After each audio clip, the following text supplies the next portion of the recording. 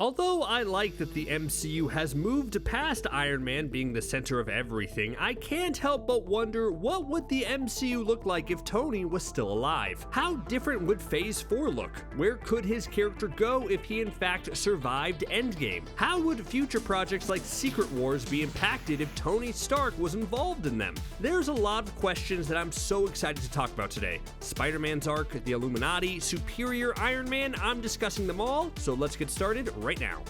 Tony Stark was the face of the MCU. No matter how much the franchise was expanding, everything always seemed to go back to the man who kickstarted it all. And for good reason. Robert Downey Jr. was magnetic as the genius billionaire playboy philanthropist and was just so much gosh darn fun to watch. I'm sure we all could have watched him in 50 more movies. Sure, by the time Iron Man 50 came along, I'm sure RDJ would be raking in $1 trillion paycheck, so let's scale it back a bit. Let's talk about Iron Man 4. Off the bat, this seems like the biggest no-brainer answer to the question of what if Iron Man survived the snap. He was the most popular MCU character, and whatever movie he was in tended to make $1 billion.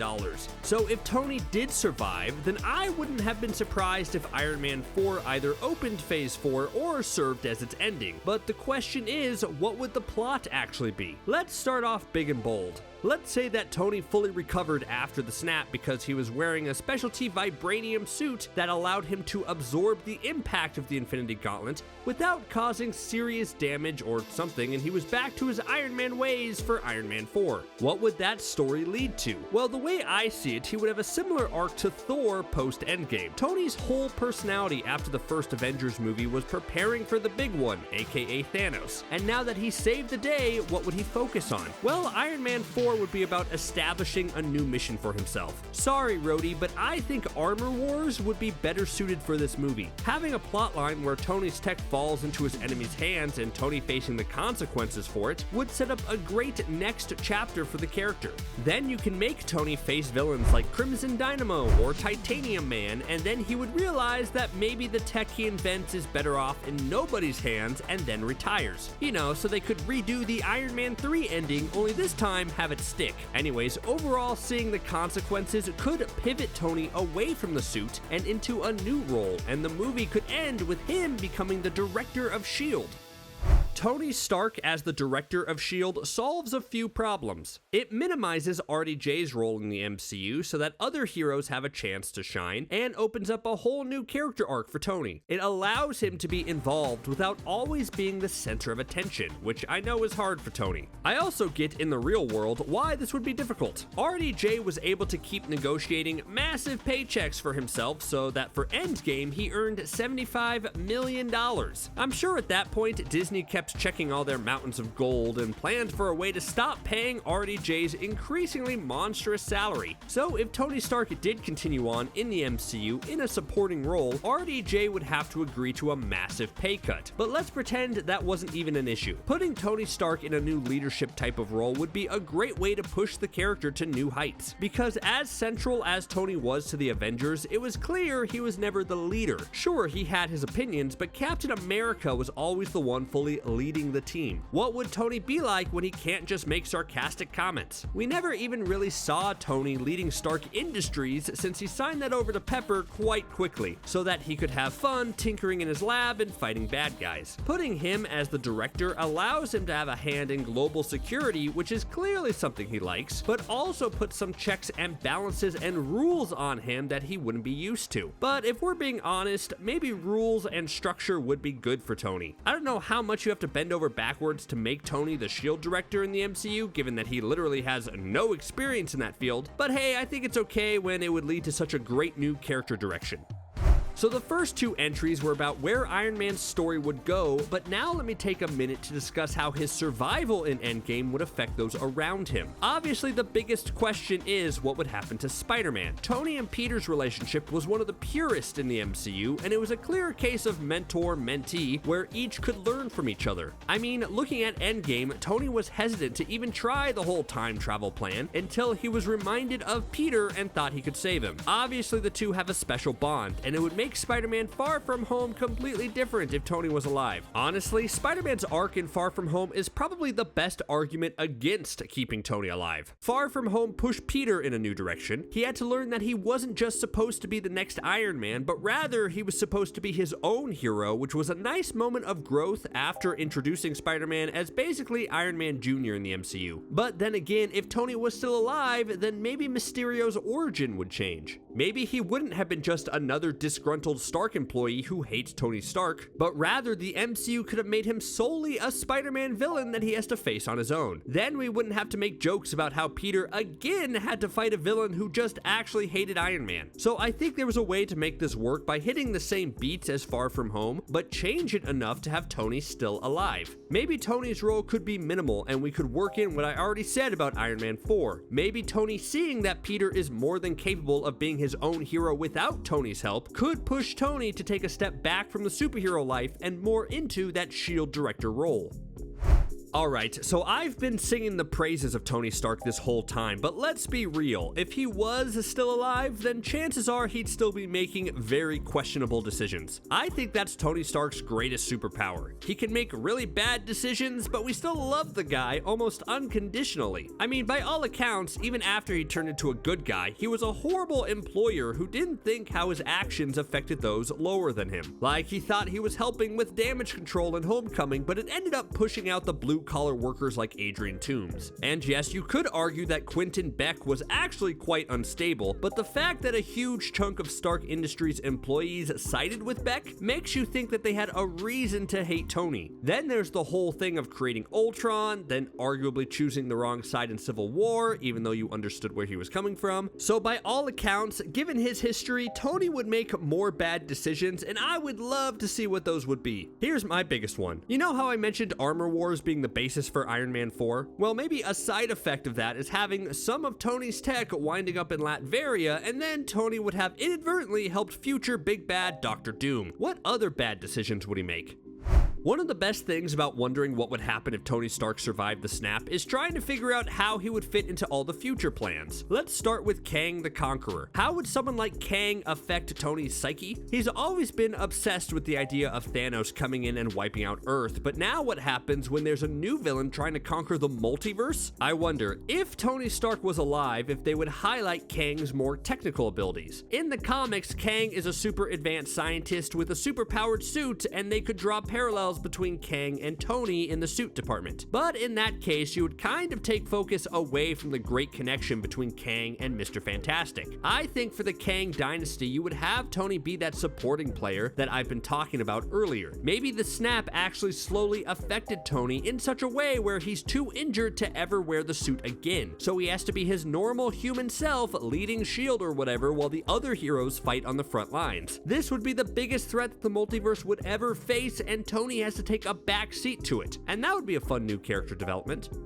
Okay, this is a fun one. I think if Tony Stark survived the snap, then we would have a better option for Superior Iron Man, which in the comics is an evil alternate universe version of Iron Man. I think if our Tony were still alive, then it would be easier to introduce an evil RDJ in a different universe. Heck, there's already a perfect place for him. In Multiverse of Madness, Earth 838 basically got wrecked with all their top heroes horribly destroyed thanks to an alternate universe threat. What if that universe's version of Tony Stark sees this destruction and then decides to wipe out all other universes in order to protect Earth 838? That would be a great way to build off the events of Multiverse of Madness and establish a new multiversal threat of a Superior Iron Man. Plus, getting to play an evil version of himself might be an acting challenge that RDJ would like and convince him to stick around in the MCU for a few more years. That brings me to Secret Wars. If I wasn't convinced that Doom will be the big bad of Secret Wars, then you could make the case that evil Tony Stark would be a great replacement. Think about it. Evil Tony Stark would be a villain we are somewhat familiar with. It would show us a version of the character that presumably never had a change of heart. It would highlight how great our Tony is and keep our version of Iron Man front and center as they battle this threat. And all that really only works if our Tony is still alive after the snap. Yes, that would rob us us of Doom, but I don't really see all these characters working in the same movie. We have to pick one or the other, and as much as Doom-centric Secret Wars would be amazing, I can't help but think how great an evil Tony Stark-centric Secret Wars would totally rule. I think if Tony Stark survived the snap and he wasn't the new director of S.H.I.E.L.D., then he would definitely form the Illuminati, a group of the world's top minds meeting in secret to decide how to handle certain dangerous threats. Seems like the most Tony Stark-esque reaction to the events of Endgame. Tony Stark always worked to prevent catastrophic events, and after Thanos, he would want to make sure nothing like that could happen again. So he would let new Captain America lead the Avengers, but then in the shadows lead his own group of the world's brightest minds in order to solve problems. I could see him recruiting Bruce Banner, Reed Richards, Captain Marvel, Doctor Strange, the new Black Panther, and probably Professor X when he shows up. Would this ultimately be a good Tony decision or a bad Tony decision?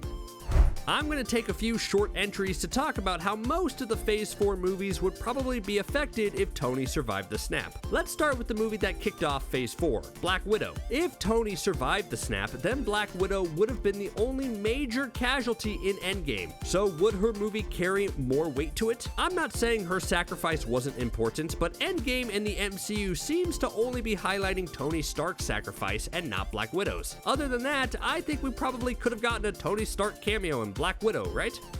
Out of all the Phase 4 movies, Shang-Chi and the Legend of the Ten Rings is arguably the one Tony could be most involved in. After all, it does include the Ten Rings, which is the terrorist organization that kidnaps Tony in the first Iron Man, and features the Mandarin as the main villain, which is arguably Tony's biggest and best villain in the comics. I wouldn't change Shang-Chi's story at all, because actually that's one of my favorite Phase 4 projects, but I do think you could have featured Iron Man in the film in a small supporting role to tie in to his comic history and the overall MCU involvement with the Ten Rings. I mean, if they could give Trevor Slattery a sizable supporting role, they could have fit in Tony Stark, that's all I'm saying.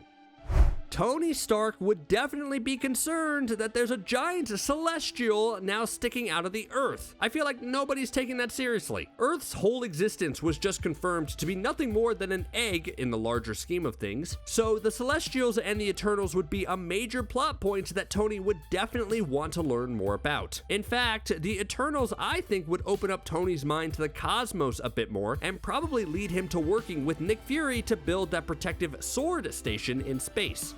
Even if Far From Home's arc is altered to have Tony take a back seat in Peter's life, Tony would still have to play a part in No Way Home. If Peter's identity is revealed and it causes him to not be accepted into MIT, then you would think Tony would just call up his alma mater and tell them to get over it and donate $1 billion.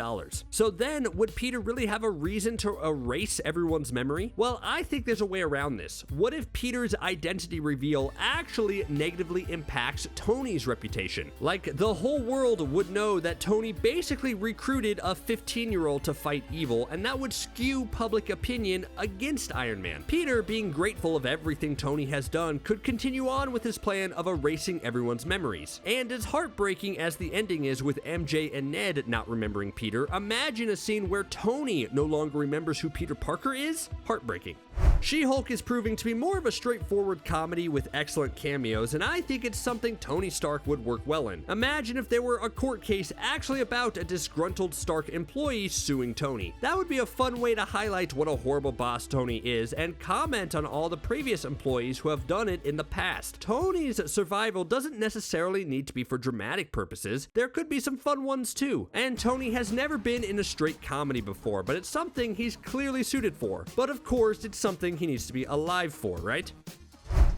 Obviously, the relationship between Iron Man and Captain America was a highlight in the first 3 phases, which is why I want to see what Tony's working relationship with Sam Wilson would be now, especially if Tony is the S.H.I.E.L.D. director. Then he would presumably work closely with Captain America, right? Would the two have the same sort of working respect for each other, but also strong opposing ideals like Tony and Steve? Or would the two find a better way to work together? And that relationship could be explored in depth, since Captain America New World Order seems like a perfect first movie for both the new Captain America and this new version of Tony Stark.